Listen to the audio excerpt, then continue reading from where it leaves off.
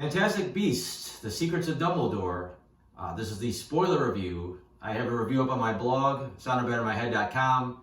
It's spoiler free, doesn't really tell you much of anything on there. Not that there's like a ton of spoilers really with this film, but I'll probably give some details in here that are ruining it if you want to see the movie unscathed ahead of time. I gave this a 2 out of 5. It was just okay. It was watchable.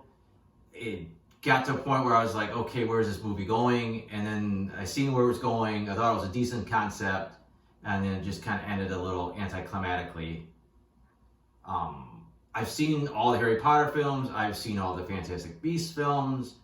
I'm not even close to any type of a Potter expert. I don't really know much of anything. I probably forgot more characters than I remember. You know, as far as this series, I know Newt. I know the Muggle character. I know that he was trying to hook up with Queenie.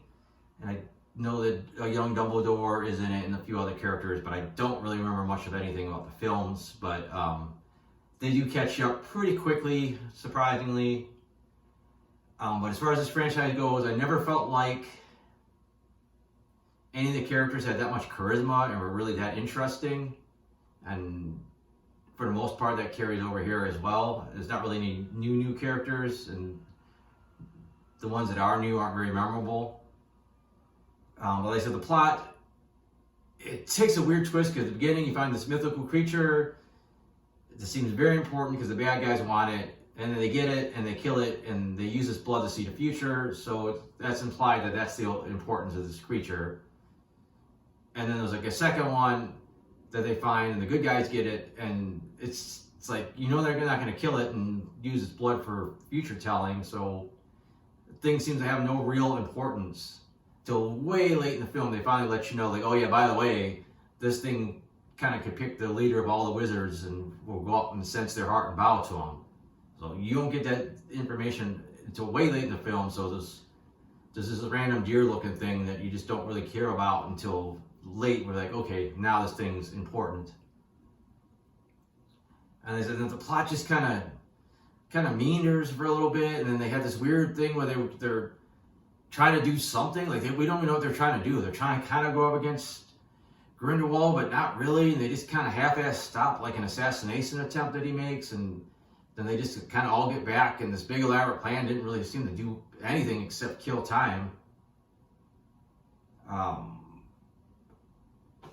And then they finally reveal, like, you know what, they're going to have this big election. They pardon Grindelwald. He's allowed to run. And they kind of set the stage where it looks like he's going to take over, which is bad. And that means war between the wizards and the humans coming. And they got to get this, you know, creature there to, like, pick, you know, who the true ruler should be. So it's a good setup going in the end. And then it's just kind of a little muddied. And then the thing finally comes out and it picks Dumbledore, and he's like, oh, no, go pick somebody else. And he picks the other girl that was running. And then there's this weird battle between Dumbledore and Grindelwald that kind of happens in like a different plane, and then it just kind of ends. And as it is, like, magic in these type of fights is just people kind of shooting sparks at each other. They're not yelling spells. It's like they're just kind of zapping each other. It's really kind of bland, and then it just ends, and they go their separate ways. And then you get a nice, decent, happy ending with Queenie finally getting married to, and I've already forgotten the character's name, but Newt's buddy from New York, from Queens. And as far as the characters go, I said most of them are fairly bland.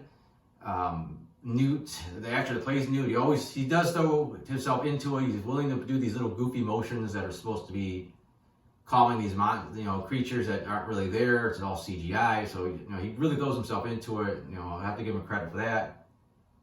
But the best characters, interesting wise and acting wise, are Dumbledore and Grindelwald. You got Jude Law back as Dumbledore again. Every time he's on the screen, he's got a screen presence. You want to see more of him.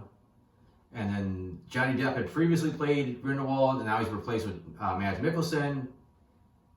They never explain why he looks different. They never say anything about the fact that he looks totally different. Not just his face, but his hair, everything about him is like different. But they never mention it. They just ignore it. Depp had kind of a little bit of a flamboyance to it, a little bit of extraness to the role. Mikkelsen's a little bit more grounded, a little bit more sinister.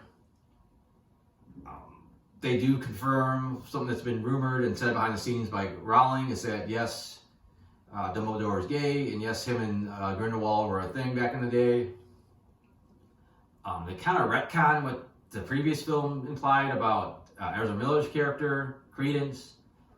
I guess now he's Dumbledore's brother's long-lost son that he didn't really quite know about. I don't know. It's just kind of there, and he doesn't get to do much of anything anyways. He just, I don't know. He doesn't. There's nothing for his character. He's kind of half-ass tries to kill Dumbledore at one point, then he kind of smacks him around a little bit and tells him one like truthful thing like, "Oh, well, we didn't know you existed," and then somehow he decides, "Okay, I'm done with being with the bad guy," and he tries to be a good guy all of a sudden. I don't know.